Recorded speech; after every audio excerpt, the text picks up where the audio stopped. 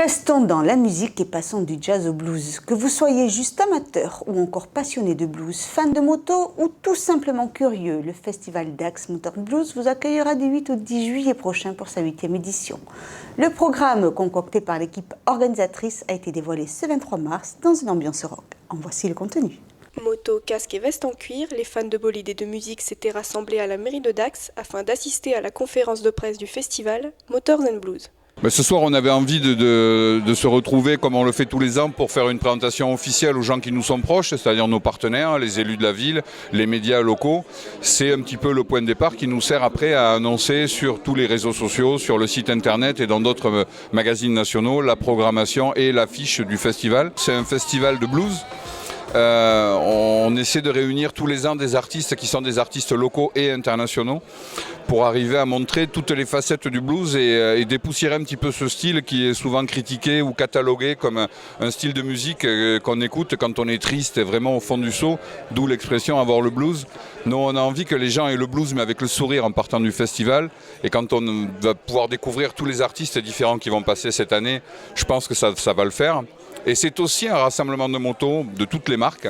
On a le plaisir d'accueillir dans le parc des motos, on les laisse se garer. C'est aussi un but de balade, d'aller regarder toutes ces machines, les chromes et les motos aussi différentes qu'on peut avoir. L'année dernière, on avait plus de 3000 motos garées dans le parc durant le week-end.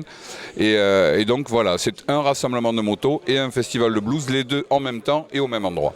On va démarrer le vendredi soir sur la grande scène pour ne parler que de la grande scène avec quelqu'un qu'on avait envie de recevoir au festival depuis des années. C'est Bill de Rem, qui est en ce moment en pleine préparation d'un album et qu'on aura le plaisir de découvrir début juillet dans le parc. Le samedi soir, on a le retour à Dax de Miguel M, qui vient nous présenter un sextet qu'il présentera peut-être pour la première fois à Dax avec toute une composition, une recomposition de ses morceaux avec une section cuivre qui l'accompagne sur scène pour cette formation. Le samedi, on aura sur la grande scène un groupe qui est une découverte pour nous, qui vient de Béziers, qui est Red Beans and the People's Sauce, suivi de JC Brooks.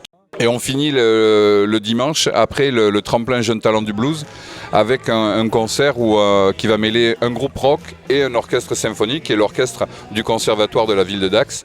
Et il y a deux balades moto qui sont le samedi et le dimanche, samedi après-midi et dimanche matin. On va se promener, on fait découvrir aux motards qui viennent les alentours de Dax, les abords de la Chalosse. Il y a une balade qui nous amène jusqu'à Magesque le dimanche matin.